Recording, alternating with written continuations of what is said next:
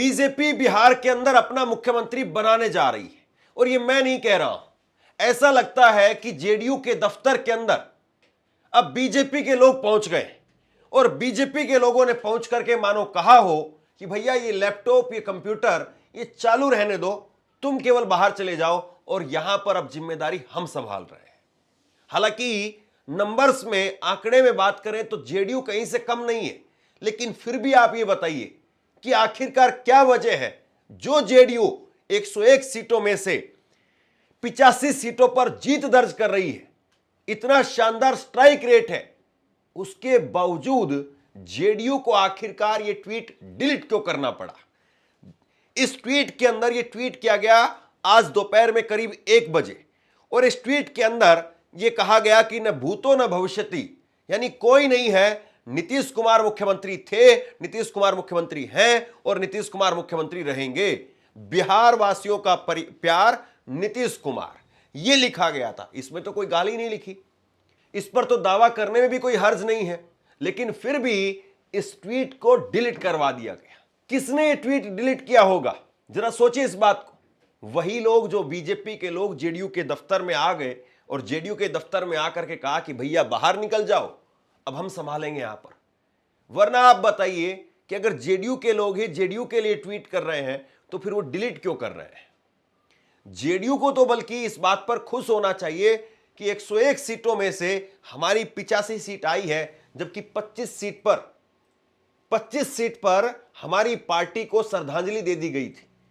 यह कह दिया गया था कि 25 सीट भी अगर जेडीयू की आ जाएगी तो हम राजनीति से इस्तीफा ले लेंगे, यानी प्रशांत किशोर। और हमने देखिए परचम लहरा दिया, 3 गुना से ज्यादा सीटें लेकर के आए, मुंह पर करारा तमाचा मारा और 85 सीट हमारे पास में आई है। नीतीश कुमार ही मुख्यमंत्री रहेंगे, लेकिन इसको डिलीट कर दिया गया।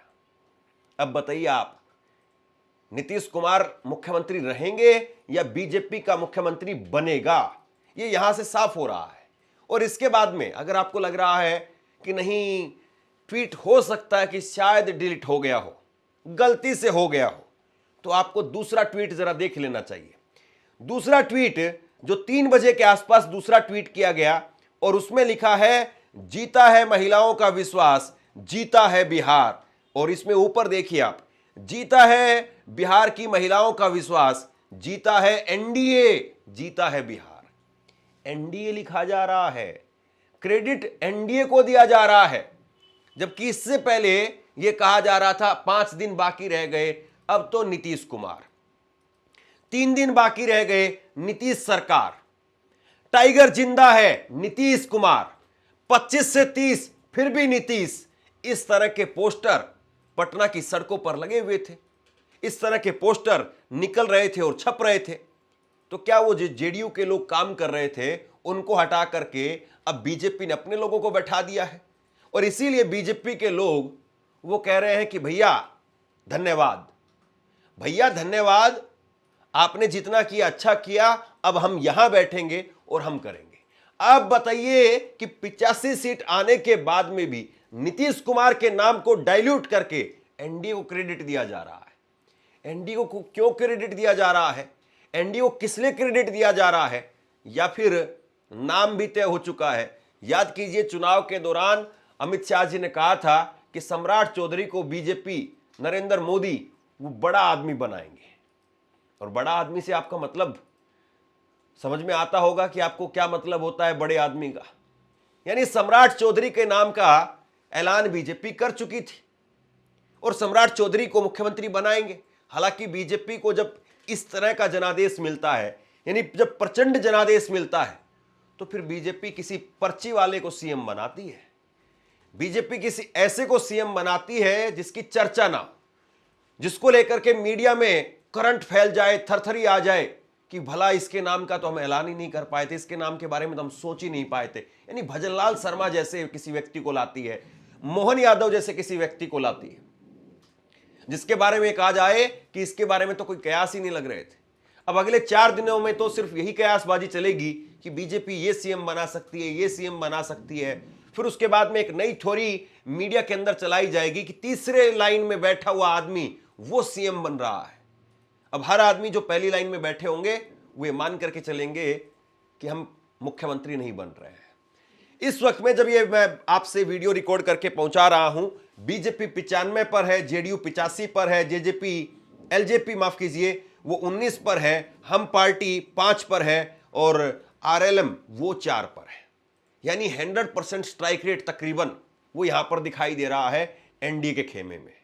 और सबसे बड़ी बात यह है कि एनडीए के खेमे के लोग कह रहे हैं भला इतना तो हमको भी विश्वास नहीं था, इतना तो हमको भी यकीन नहीं था। आपसे कुछ कहना चाहता हूं, आज के वक्त में पत्रकारिता करना कितना मुश्किल काम है, लेकिन अगर ऐसे में भी कोई आपकी खबर दिखा रहा है, कोई आपके मुद्दे पर बात कर रहा है, तो आपको भी उसका साथ देना चाहिए। अगर आपको लगता है कि मेरी पत्रकारिता सही है, मैं आपके लिए आपकी खबर वो दिखा रहा हूं, तो ऐसे में आप मेरा सहयोग कीजिए। आप इस वीडियो को जब लाइक करेंगे तो लाइक के साथ में ही एक थैंक्स का बटन आपको दिखाई देगा, उस थैंक्स के बटन पर आप क्लिक कीजिए और जो भी सहयोग राशि दे सकते हैं वो दीजिए।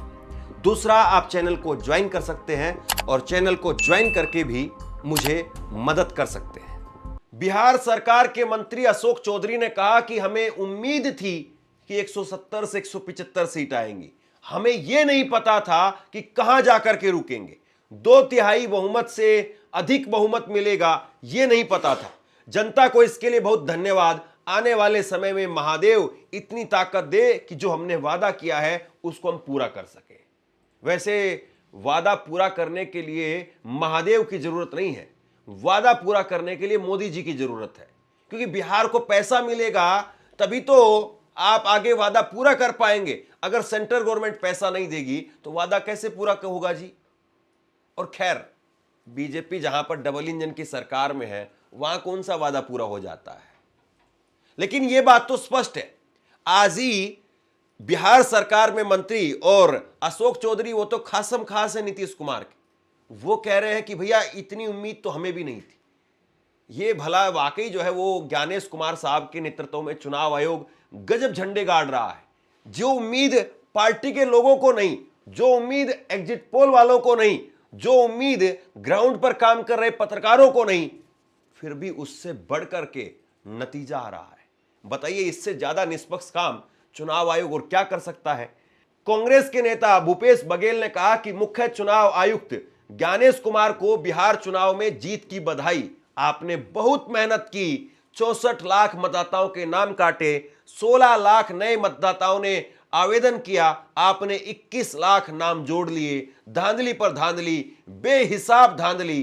भाजपा को आपसे अच्छा सहयोगी नहीं मिल सकता था। समझ में आया कुछ आपको? मुझे तो नहीं आया। समझिए, जरा दोबारा से सुन लीजिए, आपको शायद समझ में आ जाए। वो कह रहे हैं कि आपने 64 लाख वोट काट दिए, 16 लाख वोट जोड़ने थे लेकिन आपने 21 लाख वोट जोड़ दी। ये एक्स्ट्रा 5 लाख कहां से आ गए जी? ये एक्स्ट्रा 2AB वो कहां से निकल करके आ गया जी? समझ में किसी को तब नहीं आया था, समझ में अब भी किसी को नहीं आ रहा है। मुझे तो बिल्कुल नहीं आ रहा है। अखिलेश यादव वो लिख रहे हैं, बिहार में जो खेल एसआईआर ने किया वो पश्चिम बंगाल, तमिलनाडु, यूपी और बाकी जगहों पर अब नहीं हो पाएगा, क्योंकि इस चुनावी साजिश का अब भंडाफोड़ हो चुका है। अब आगे हम ये खेल इनको नहीं खेलने देंगे। सीसीटीवी की तरह पीपीटीवी मतलब पीडीए प्रहरी चौकन्ना रह करके भाजपाई मंसूबों को नाकाम करेगा। भाजपा दल नहीं है, छल है। ये इन्होंने 12:16 पर 14 नवंबर को यानी आज कहा है। लेकिन शायद ये भूल रहे हैं कि 2027 बहुत करीब है, और 2027 करीब है यानी अखिलेश यादव। अब अखिलेश यादव मुख्यमंत्री बनेंगे या अखिलेश यादव फिर से विपक्ष के नेता बनेंगे, ये भी अजीब बात है, क्योंकि विपक्ष के नेता बनने के लायक स्थिति बची नहीं है। राघोपुर के अंदर तेजस्वी यादव वो हार की कगार पर आकर के खड़े हो गए। ये मैं नहीं कह रहा हूं जी, आप आंकड़े देख लीजिए। अखिलेश यादव, उनको जरा देखना चाहिए कि पड़ोस में क्या हो रहा है। नेता विपक्ष बनने के लायक नहीं छोड़ा है। तेजस्वी यादव 11वें राउंड की गिनती के बाद में, 30 राउंड की गिनती होनी है, 11वें राउंड की गिनती के बाद में करीब 5000 वोटों से पीछे चल रहे हैं। सतीश कुमार जो कि बीजेपी के नेता हैं, उनको वोट मिले हैं 44,929, और तेजस्वी यादव आरजेडी के सर्वे सर्वा उनको वोट मिले हैं 40,000 और 4829 वोट से पीछे चल रहे हैं।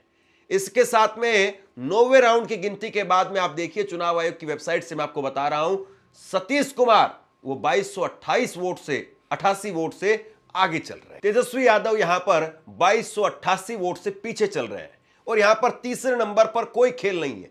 तीसरे नंबर पर जन स्वराज के कैंडिडेट को चंचल कुमार को मात्र 1160 वोट मिले, यानी सीधे आमने सामने की लड़ाई थी और आमने सामने की लड़ाई में तेजस्वी यादव भी अगर हार जाएं तो आप बिल्कुल हैरान मत होइए, क्योंकि चुनाव कुछ इतना निष्पक्ष है कि बस क्या ही करें। तेजस्वी यादव भी हार रहे हैं। अब यहां पर तो स्मृति ईरानी भी नहीं थी कि राहुल गांधी के सामने स्मृति ईरानी थी, एक हेवीवेट कैंडिडेट थी, बहुत जोर शोर से उन्होंने प्रचार प्रसार किया, लगातार वो डटी हुई थी और लगातार उन्होंने माहौल बनाया, जमीन पर काम किया, मोदी जी का नाम था, ये था वो था, इसलिए स्मृति ईरानी जीत गई।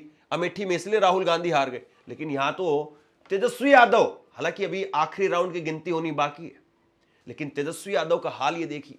और तेजस्वी यादव का जब ये हाल है तो बाकी कांग्रेस की मैं गिनती आपको क्या ही बताऊं। कांग्रेस में इस वक्त में 2 सीट के लाले पड़े हुए हैं। कांग्रेस सिर्फ 2 सीट पर आगे चल रही है। एक है किशनगंज के अंदर, वहां पर मुसलमानों ने थोड़ी लाज रख ली, थोड़े से मुसलमान साथ में आ गए, इसलिए वहां पर 10-15 हजार वोटों से किशनगंज के अंदर कांग्रेस के उम्मीदवार वो आगे चल रहे हैं। बाकी जगह पर मुसलमान चले गए एमआईएम के साथ में, और एमआईएम 5 सीटों पर आगे चल रही है साहब, 5 सीटों पर। बाकी जगह पर चले गए सब मुसलमान उधर, यही एक किशनगंज में थे साथ में, तो कांग्रेस एक सीट पर बच पाई। और दूसरी सीट पर भागलपुर के अंदर अजीत शर्मा वो मात्र 400-500 वोट से आगे चल रहे हैं। और 400-500 वोट तो कुछ भी नहीं है। जैसे मान लीजिए कि दांत के अंदर जाड़ में खाते समय पर छोटा सा कुछ फंस जाता है, बस उतना सा समझ लीजिए।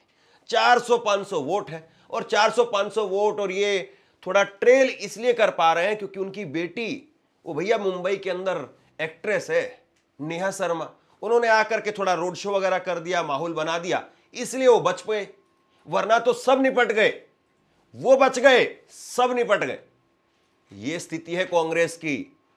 कांग्रेस जो 58 सीट पर राहुल गांधी वोट अधिकार यात्रा, ये वो ऐसा वैसा जैसा तैसा, यानी लठ बज रहे थे यहां पर कि हम 76 सीट पर लड़ेंगे, 71 सीट पर लड़ेंगे, 90 सीट पर लड़ेंगे, कांग्रेस के बेटा ये है, कांग्रेस के बेटा वो है, फलां राष्ट्रीय अध्यक्ष या कांग्रेस का जो अध्यक्ष है वो लालू प्रसाद यादव की बी टीम है, सी टीम है, ये जो बताया जा रहा था अखिलेश प्रसाद सिंह को लेकर के जो कहा जा रहा था, सब धरा रह गया।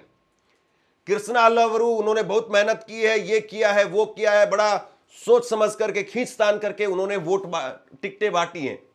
ये जो बातें कही जा रही थी ना, सब धरी रह गई, सब धरी रह गई। कांग्रेस का कोई नहीं बच रहा है।